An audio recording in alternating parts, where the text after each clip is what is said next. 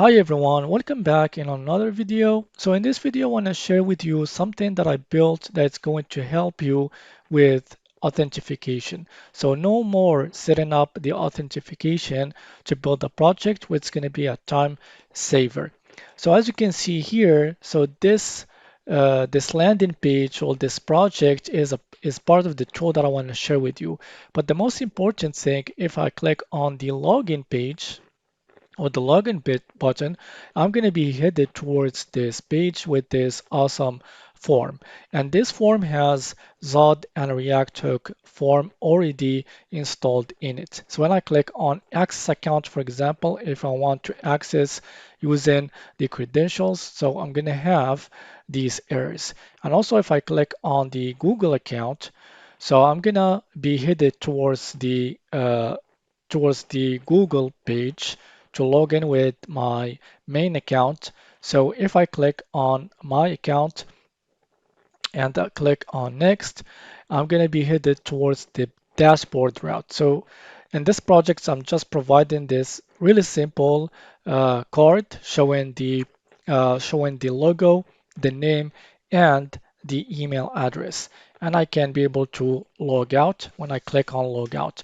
So we're going to be using Next.Auth, and this is something completely for free. So I didn't want to use Clerk because I found that many people don't want to use a third party or a company. So Next.Auth is completely free, and also you can hook it up with custom forms that you created yourself. So that's a cool thing.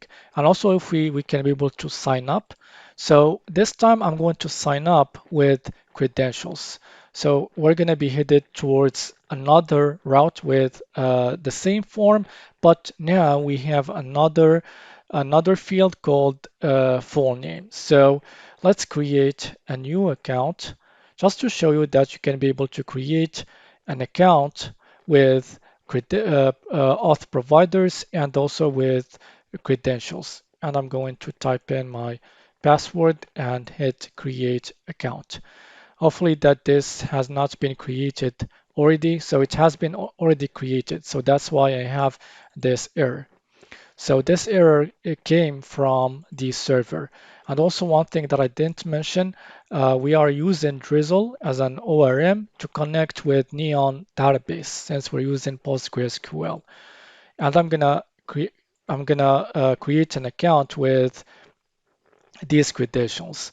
So now, as you can see, I'm gonna go back to the login page to sign in with the new credentials.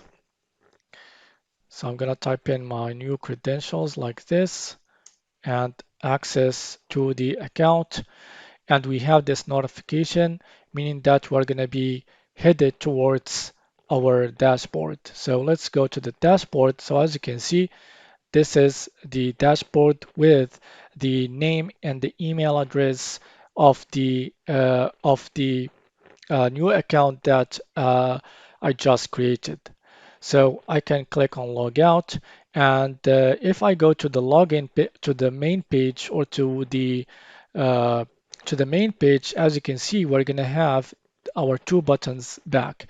So we're gonna use this website called BoltStack, and this is a project that I'm maintaining, and I'm providing some reusable chassis and UI components, not only UI components, but the key term is reusable because it has all the logic necessary.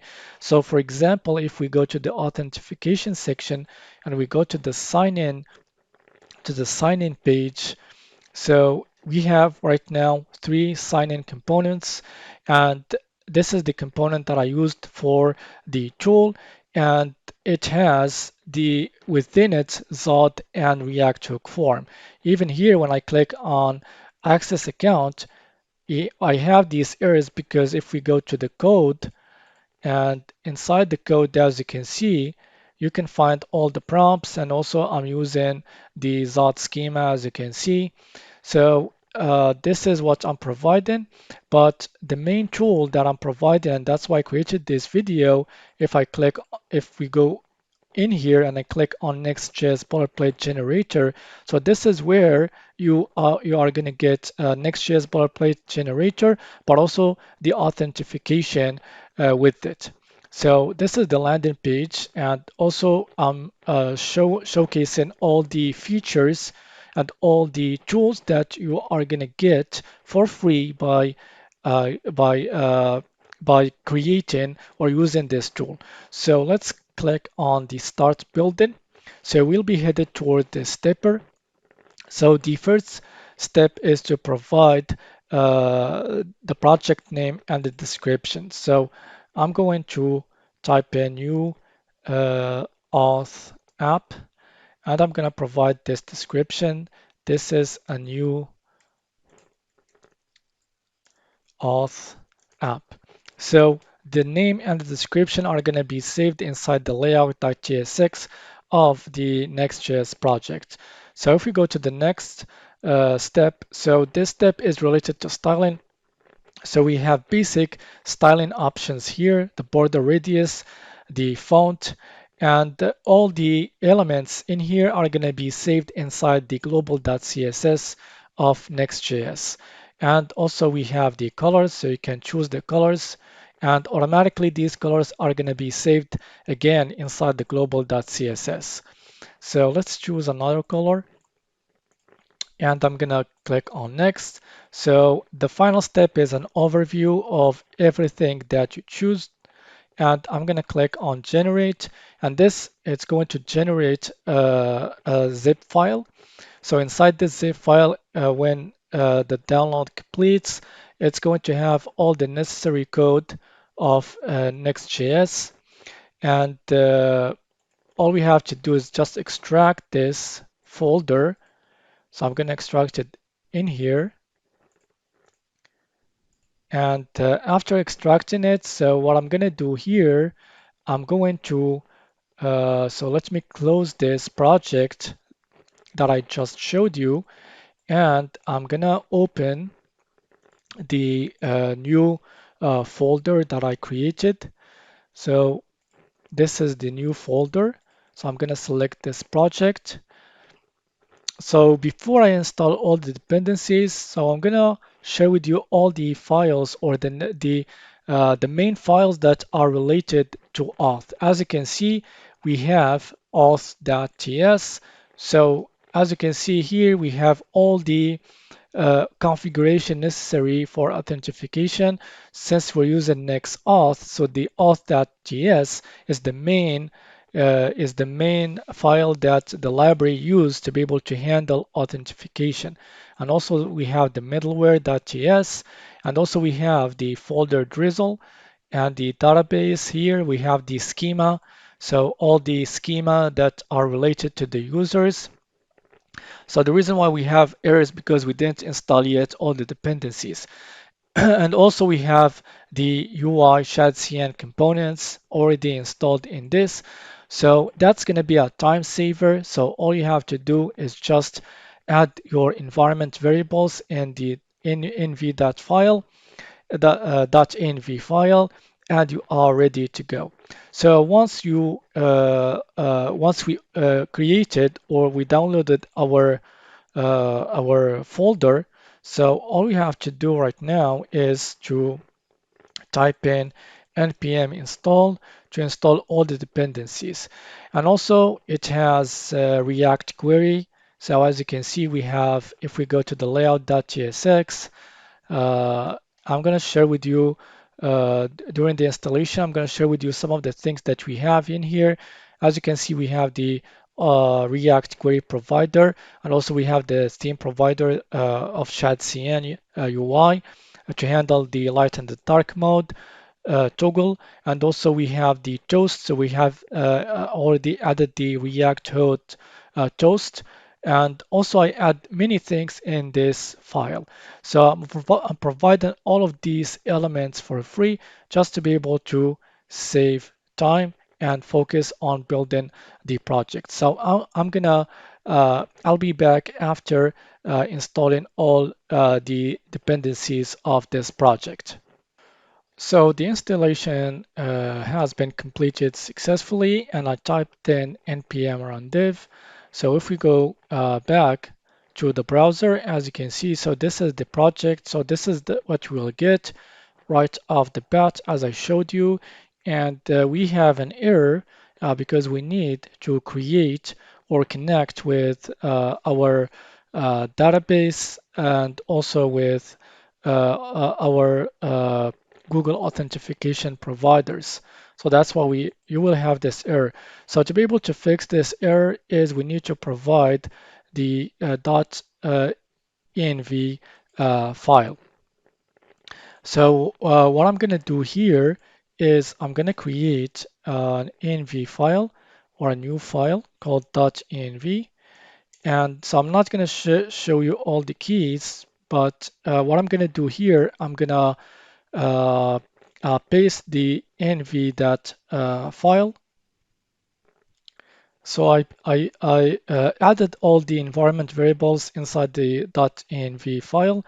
So now what I'm going to do, I need to create the tables in the Drizzle database. So what we're going to do here, so I'm going to open up a new terminal and I'm going to type in npm run and so let me open up the package.json to see the command npm run migration generate. So this is going to create tables in the Drizzle database. So we have 4 tables, and then so the reason why it says no schema changes because I used the old variables that I when I shared with you the project. And what I'm going to do here, but I'm showing this just to show you the process that you need to do first before you can be able to use authentication. And now we're going to use migration push. And I'm not going to share with you how to be able to set up the authentication or the auth providers because you can find them in the internet. So there is no need to repeat this process. So now after I've done all of this, and if we go back to our project, and we should see our issue has been solved because here, as you can see, we had some issues and because we didn't provide the connection string. So now everything is green. So it means that we solved this issue and now we can be able to use authentication successfully. So if I click on login, so I'm going to log in with my Google account again, as I showed you. So since I'm pointing to the same Drizzle database, and also I'm using the same configuration or strings that I used for Google authentication. So I'm gonna go sign up with my Google account, and we're gonna be headed towards the dashboard. So as you can see, we are in the dashboard. We successfully signed in. And I had a lot of issues. So I was always going back to the login page with the callback URL because I had the problem or the issue was because I've used this or the same environment variables with the previous project. So I had to clear up the cookies. So now, as you can see, everything is working fine. So this is what you will get when you download the Next.Js boilerplate generator. So that's why I created this video, and I thought that's going to help you a lot, and this is the main reason why I did so. So we will find down below the link of this website. So thank you for watching this video.